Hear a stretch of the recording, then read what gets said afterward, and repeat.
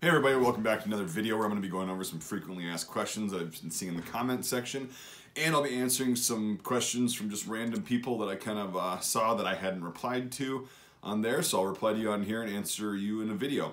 So I'm rocking the Vietnam get up because it's the most comfortable and arguably the best uniform the United States ever fielded. But I already said that in about 10 other videos and I'll probably make 10 more on why I think that.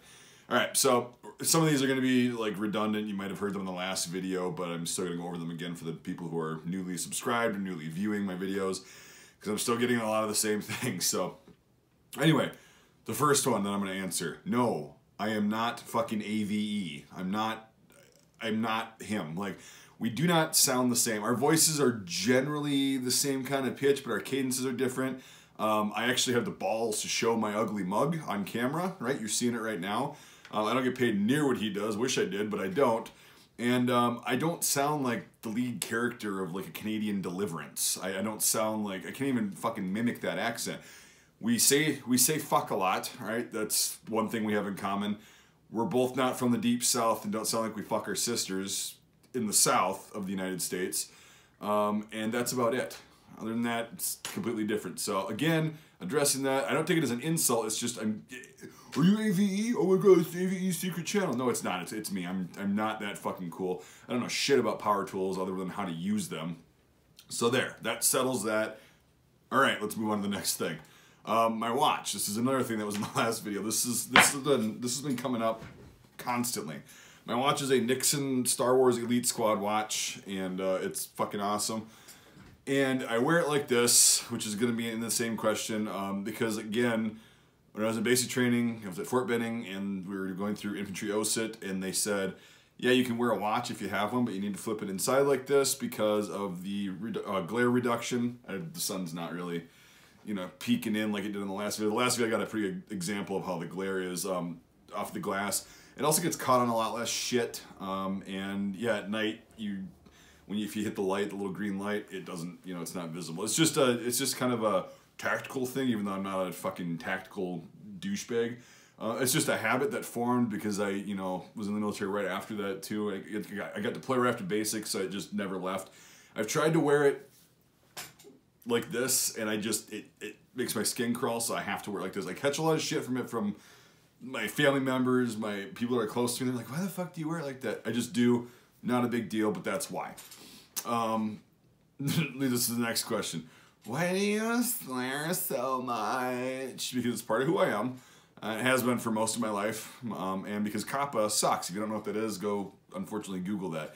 And I want it to be very clear that my content is not intended for dumbass little kids. If you don't like it, you don't have to watch my shit.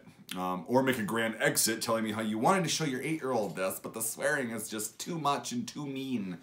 Well, your 8-year-old shouldn't be watching my fucking videos, so there you go. All right, this one, somebody asked this and I answered it, but I wanted to answer it on here because it's not just you. I forgot the most recent person that asked this, but my everyday carry. Probably not what you'd think. My wallet, phone, and sometimes tobacco products. I know, it's bad, unhealthy. Again, my channel's not for kids, so... but I suppose you have to be 21 to buy tobacco in the U.S. now, so that's another rant I could fucking go on. But anyway, no, I occasionally use tobacco products. But yeah, those three things, my phone, my wallet, and that. I don't usually conceal carry, which is what this person was like, oh, really?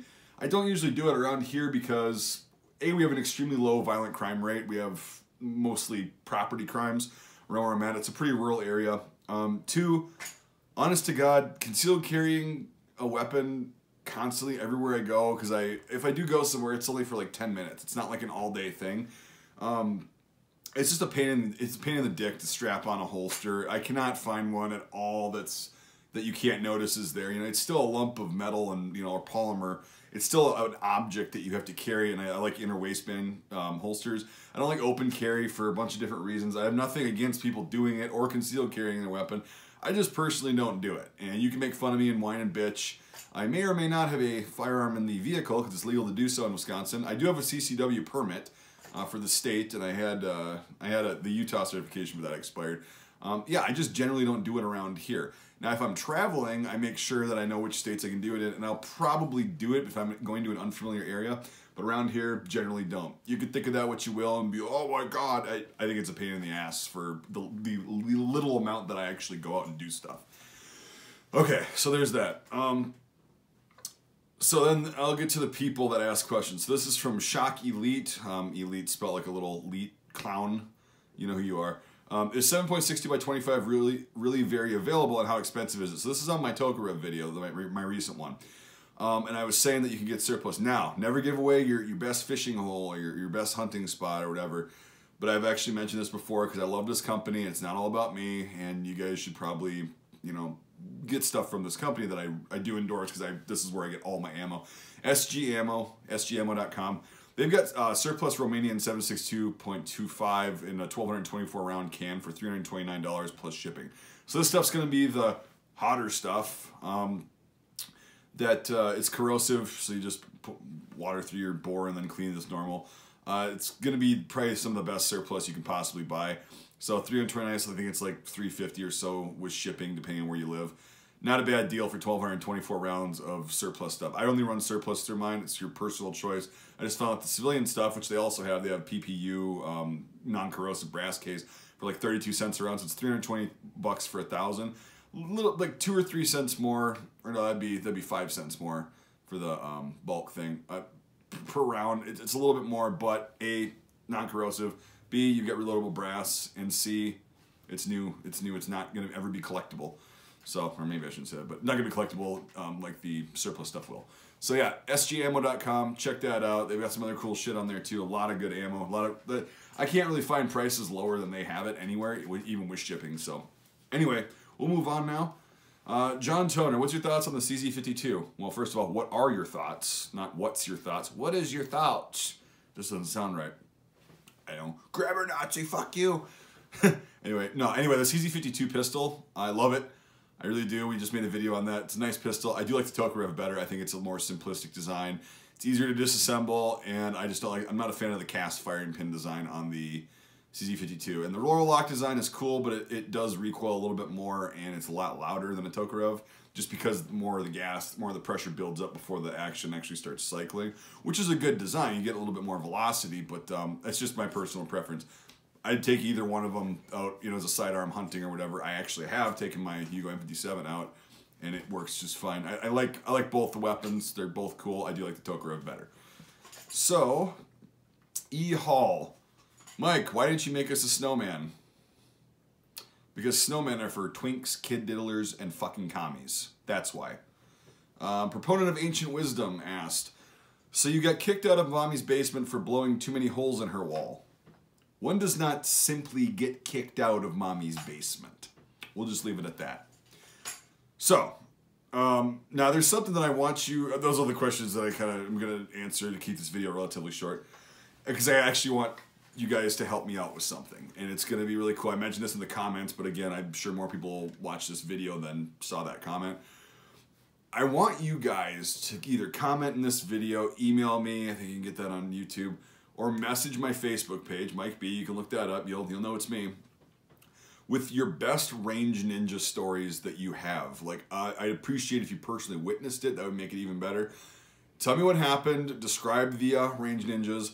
We're talking about all these like tactical fucktard anal flaps that show up in like, they're all tricked out. They've got their plate carriers, their 3-gun belts. Like they're wearing 3 of them, and they've got magazines, body armor, their little, you know, streamlined skateboard helmet that's actually probably plastic. They've got their AR-15s or whatever else they have, their FN scars. They've got all the tools, right? And they think they're the shit. They think they're the best, you know, and they won't hear otherwise from anybody. When really, 9 times out of 10, they're just unsafe, retarded fuckers with all these toys, and they just can't fucking perform. You know who I'm talking about. If you don't know what a range ninja is, don't worry about it. It's going to be a funny video series. So I will be crediting you if I choose your story. Please make sure your story is real. Don't just make shit up on the fly to be funny or edgy or like copy and paste. I get why you'd want to do that. It's really not that big of a deal having your username shouted out in a video, but I figured I'd give credit where credit's due. So it's not really my story, you know, like people, so they know that. I'll tell your story the way you type it, and I'll attempt to come up with some words of wisdom or a moral of the story, and if I can find one. About what not to do usually, but that should be fun. Anyway, so I want you guys to do that. That's what I need your help with.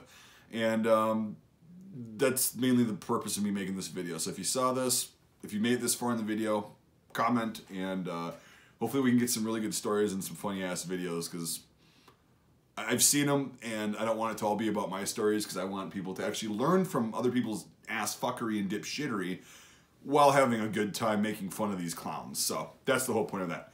Now, the last thing I want to talk about is I genuinely want to thank all my subscribers, right? All my viewers and subscribers, old and new. The channel finally stopped getting algorithmically fist fucked for after many years of having been so for a couple months. Like in December, it started to actually show up in people's recommended videos and stuff, which is pretty sweet. And it's definitely shown in the subscriber count and the view count and just the amount of interaction I get with my videos nowadays versus what it's been for the past basically 6.5, 7 years. I really do appreciate that. You guys are awesome. It's really fun. It makes me want to drive forward and keep making more content. That's why I've been releasing a lot more than I have in the past. If you're an old subscriber, you'll notice that. It's just that I like making content because I like the interaction. It's fun. And also I want to thank all my patrons, old and new as well. You guys have really been helping me to be able to get some really cool things for the channel if you haven't noticed in the past couple months. We'll be doing some more shooting videos of some other cool shit. You allowed me to get some money to introduce a new shooter into the hobby, as you saw. Lots of ammo has been purchased. The ACOG, which is going to be a cool thing this summer. We can get out to the long range and do stuff with that. And then just, yeah, props and stuff for making videos like that. I just really appreciate you guys. You guys are awesome. I couldn't ask for a better group of people. And if you're not a patron currently, you should consider becoming one. It's only $1 a month. That's my minimum buy-in. $12 a year. That's couple cups of coffee, you know, but it helps support the channel. $5 a month or more gets you into my Discord server if you want to do that. There's a lot of people on there already, and it's really kind of a fun time. It does help offset and support the cost of ammunition, travel, helmets for ballistic tests. Eventually I want to get into body armor, which will be possible once we get enough patrons going. Crowdfunding is awesome, and it allows me to do other great things that, and allows me to get other cool like artifacts and items to educate you guys about different historical items. Unlike a lot of other channels, I actually own, at that time of me making the video, most of what I make videos on, unless it's one of my friend's rifles that I'm not going to spend $5 grand on for one video. But I say it's, you know, that. But about 99% of my videos are of things that I own and that I can make constant videos on over and over again if you guys request the info. So that's why being a Patreon supporter really helps. Just being a viewer helps anyway. If you don't want to become a Patreon supporter, I totally get that, but it has been really kicking ass in the past couple months. And the more patrons we get, the more cool shit we can do. So, anyway, thanks for watching, everybody. I appreciate it. I really do. Again, I can't stress that enough. It's awesome. Let's get this Range Ninja series going, guys. I think that's gonna be fucking funny. I think I'll have more fun with that than I do the Fudlore, because I kind of get pissed off at that kind of shit. But it's fun making fun of dumb people. But Range Ninjas are something that more people have seen, I guess. So anyway, I'll stop ranting. This video's probably gone on too fucking long anyway. Yeah, I appreciate you guys. Let's keep this channel going. Let's have a fucking awesome year. I'm having fun so far. It's been really cool. So thanks again, everybody. I really mean it. And we'll see you on the next video. Fuckity bye.